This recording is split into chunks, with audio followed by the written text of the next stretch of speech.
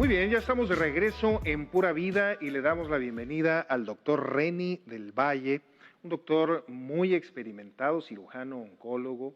Y bueno, viene hoy que estamos celebrando, que estamos conmemorando el Día Internacional del Cáncer Infantil.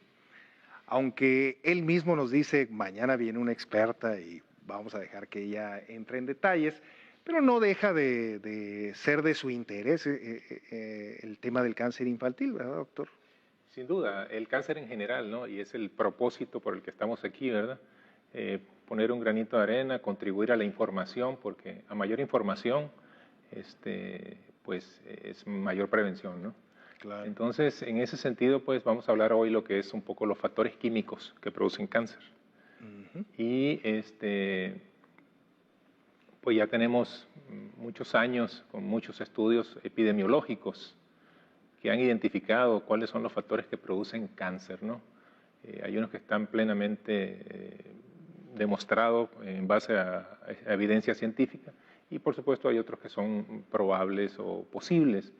Entonces, como ven ustedes ahí en las diapositivas, en la mayoría de los cánceres se producen por exposición a factores ambientales. Y esto es importante porque ¿qué es el ambiente? Pues es toda sustancia a la cual podemos estar sujetos, ¿no? O en contacto, ¿no? Puede haber carcinógenos en el agua, en el aire, en los alimentos, en los utensilios, ¿no?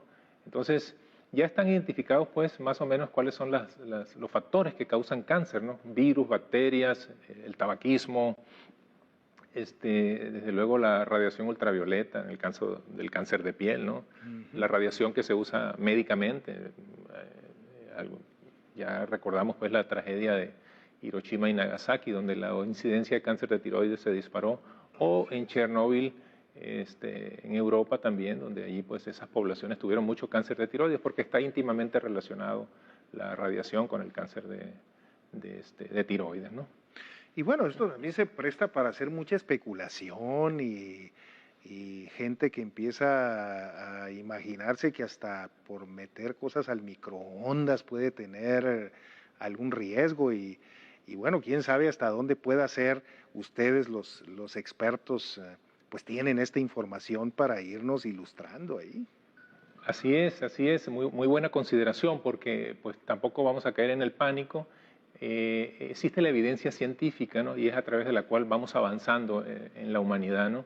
Es decir, información cierta, que haya certeza científica, digamos, y es la que nos va a identificar entonces con una base, repito, científica a través de estudios epidemiológicos que básicamente se ocupan de identificar cuáles son las causas del cáncer o los factores de riesgo o aquellos determinantes sociales que pueden causar cáncer. Y entonces se van identificando, por supuesto, primero en estudios en animales, ¿verdad? Una vez que se demuestra, pues también se busca la asociación en humanos. Existe una agencia internacional de investigación en cáncer que tiene más de 50 años y su sede está en Francia y es parte de la OMS, que se ha encargado a través de 50 años de identificar cuáles son estas sustancias, ¿no? Entonces, esto es importante porque no son meras especulaciones, ¿verdad? O un caso muy aislado, ¿no? Sino que básicamente son a través de estudios epidemiológicos que se han identificado las verdaderas causas que hasta ahora se tienen identificadas del cáncer, ¿no? Se han estudiado desde 1970, desde 1940 al 70 se han identificado más de 1000 carcinógenos, ¿no? Ay, Más de 1000 carcinógenos, ¿verdad?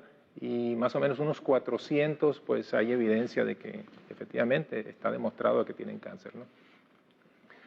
Como ven ustedes ahí en lo que sale en pantalla, ¿verdad?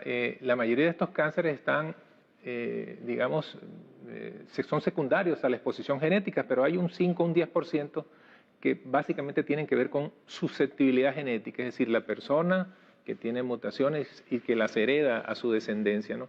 Y esto generalmente, a colación de lo que es el cáncer infantil, que generalmente son neoplasias que tienen una base genética, porque pues ahí no hay tiempo de una larga exposición, ¿verdad? Sino que son pues tumores, retinoblastomas, tumores del riñón, leucemias, etcétera. Generalmente son mutaciones heredadas.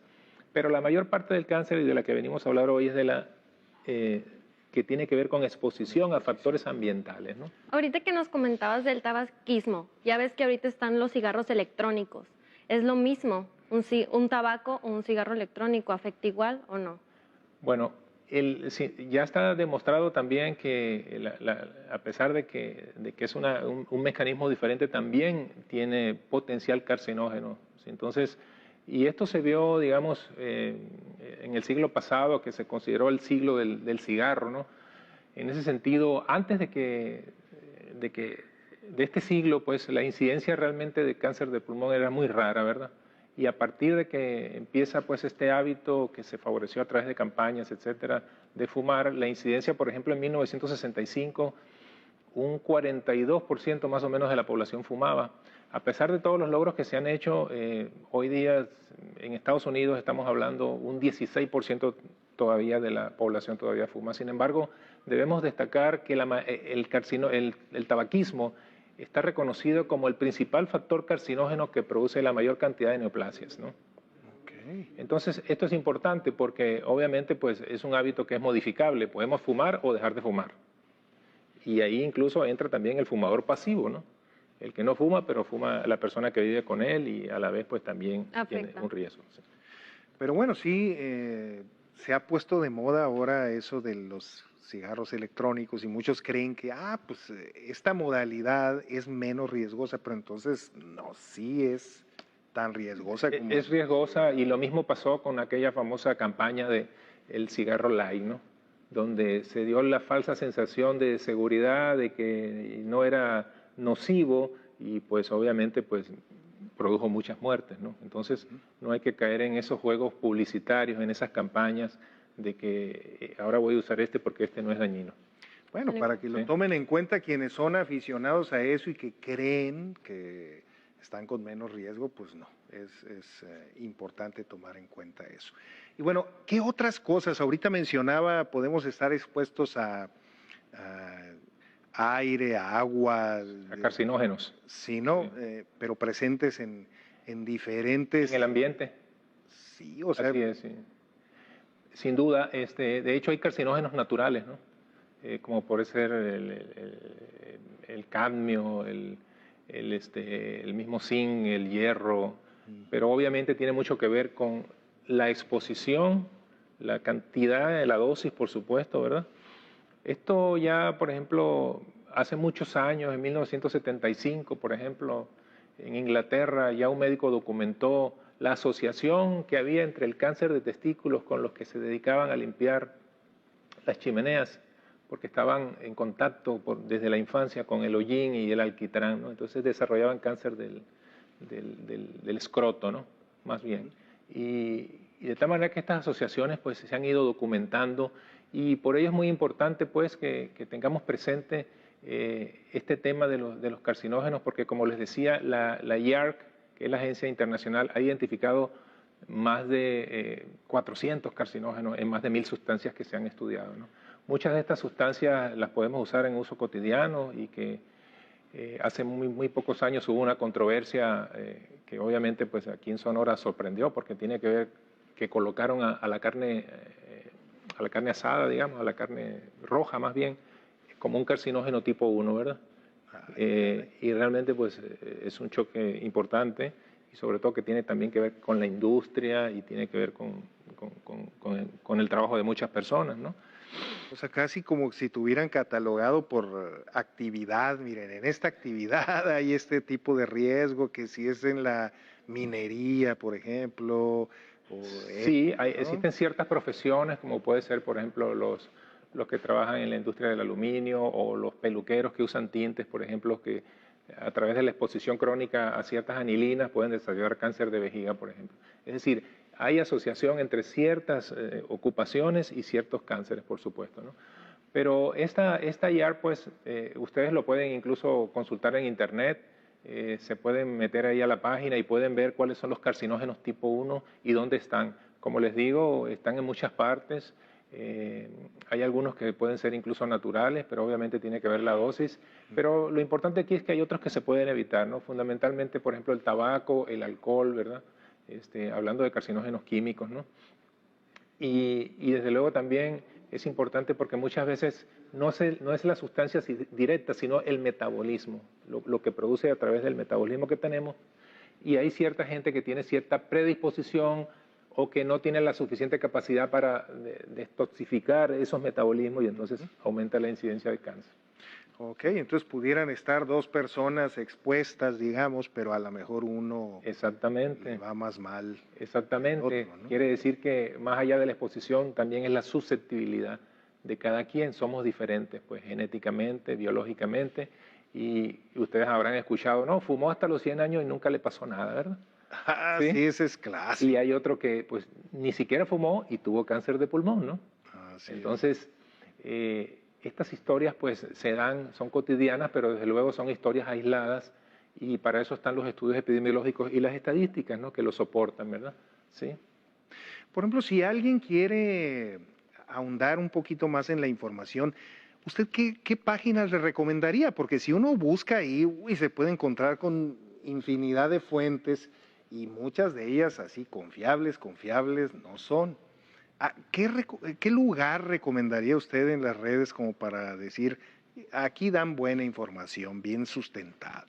Sí, pues realmente si quieren ahondar un poquito más en los carcinógenos, que implico estas sustancias que son capaces de producir cáncer o aumentar la severidad o disminuir la latencia, está el IARC, ¿no? Esta página que está libre pues acceso en internet, es una agencia internacional, tiene más de 50 años de experiencia y esa es información seria, pues, ¿no?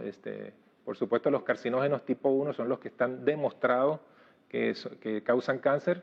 Los 2A son posiblemente o probablemente causan cáncer y el 2B posiblemente. Y hay otros también, hay una lista allí de los 4 y los 5 sustancias que también están allí, pero que definitivamente se ha demostrado que no causan cáncer, como por ejemplo la exposición al nylon, etcétera, y tantas cosas que venimos usando, ¿no? A eso iba con respecto a las lámparas que son para las uñas, que ha salido mucha información que pueden causar cáncer de piel y todo eso. ¿Es verdad? Sí, porque realmente hay cierta radiación ionizante que sí puede aumentar la posibilidad de tener cáncer, ¿no? Pero insisto, tiene mucho que ver la exposición, el tiempo de exposición, la frecuencia y desde luego la susceptibilidad, ¿verdad? La susceptibilidad también del paciente, ¿no? Entonces, como en todo, pues un uso equilibrado de las cosas, un consumo equilibrado también de carne, por ejemplo, de carnes rojas, pero por ejemplo los embutidos o las carnes procesadas están dentro de la categoría tipo 1, pues, ¿no? Entonces, pues también tiene que ser un consumo, vamos a decir, moderado de ese tipo de sustancias, ¿no? Pues regularmente nos están recomendando que seamos medidos, ¿no? En el consumo de carne roja, por ejemplo, ¿no? Sí. Es cierto que aquí en Sonora nos encanta, pero pues sí lo tenemos que considerar. Doctor, ¿cómo podemos contactarlo, hacer cita con usted, gente que a lo mejor quiera una segunda opinión en algún diagnóstico que le hicieron? Sí, estamos a la orden en el Hospital San José, módulo I, y por supuesto por las redes sociales. Tenemos ahí algunas actividades también de educación, de información que pueden servir para muchas personas, ¿no? También estamos en el Hospital General del Estado, por supuesto, y por supuesto, pues cualquier opinión, cualquier segunda opinión, cualquier consulta, a sus órdenes que podamos colaborar en ese sentido, ¿no? Estamos hablando de un especialista con más de 3 décadas de experiencia, el doctor René del Valle, así es que con toda confianza pueden acudir a él. Agradecemos mucho, doctor, su visita y la información. Muchas gracias y que disfruten su día. Muy Gracias bien. por acompañarnos. Vamos a hacer una pausa y regresamos con más a Pura Vida. No se vaya.